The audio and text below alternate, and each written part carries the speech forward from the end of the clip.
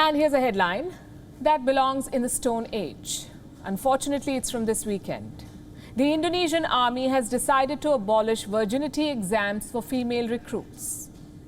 This grand realization has come in 2021. Apparently, it was common practice for decades. The procedure was called the two-finger test. And I have to warn you, this is an extremely graphic and traumatizing description.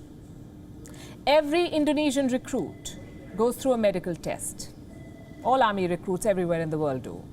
But this one, in Indonesia, is reserved for the women. A doctor would insert two fingers inside the recruit's vagina. They would check whether the hymen is intact or not. If yes, then you can join the army. If not, you're booted out. Can you imagine the trauma of this process? To be physically and mentally violated, and for what? For the right to defend your country? This test was done on both military and police recruits, and we're talking about young women straight out of high school. How did Indonesia justify this procedure? Well, prepare to be disgusted. This is what an Indonesian official said in 2015.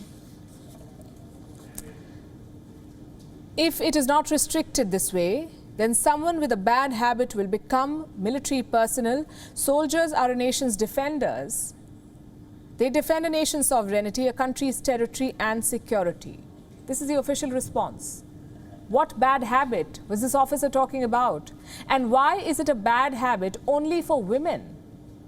By the way, this barbaric procedure was not just for female recruits. Sometimes fiancés of male recruits were also tested. Indonesian officials say women who have sex out of wedlock are mentally unfit.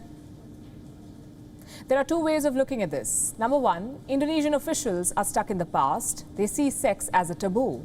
But this assessment ignores the inherent sexism and misogyny linked to the practice. It's not really about sex. It's more about controlling women's lives. Has Indonesia realized this? Well, yes and no. This is how the army chief announced the new policy, and I'm quoting again, there will be no more medical examinations outside that purpose.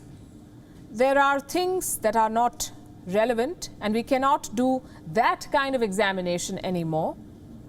We must do the same examination on the women recruits like we do on the men recruits. Do you see the problems here? First, the decision is an eternity too late. And secondly, why all the beating around the bush? That purpose, that kind of examination, all those words but no apology. Generations of Indonesian women have been traumatized by this barbaric process. Who answers for that? A policy change is welcome, but it does not erase the past or the trauma. And don't think Indonesia is some rare case. Virginity exams happen all around the world. Different reasons, the same idea. Afghanistan, for example, criminalized virginity tests only in 2018. But the courts can still order one. Bangladesh did the same in 2018. Until then, virginity tests were required to prove rapes. Here in India, these tests were banned in 2013, but in some parts of the country, women are still forced to undergo virginity exams. Same in Iraq. Yazidi women who fled ISIS captivity were tested. It was deemed necessary to document ISIS atrocities. Did anyone stop to ask the women? They did not. Does this mean virginity exams are a developing world problem? Far from it. America still doesn't have a federal law banning virginity tests, which means in many US states it is legal. In Britain, virginity tests were the norm until 1979. Immigrants from India, Bangladesh and Pakistan were targeted. Why? To see if they were lying about being married. And this is the biggest myth about virginity exams. They're not a litmus test on a woman's virginity. The World Health Organization has called it unscientific.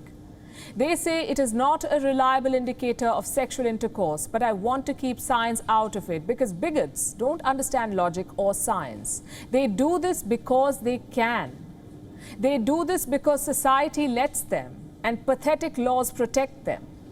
At least 20 nations have documented evidence of virginity exams, sometimes to join the army, sometimes for a job, sometimes to get married. This obsession with female virginity must end. You cannot dictate a woman's sex life. Scratch that. You cannot dictate a woman's life. So Indonesia's decision is welcome.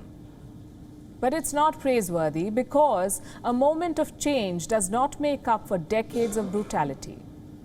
WION is now available in your country. Download the app now and get all the news on the move.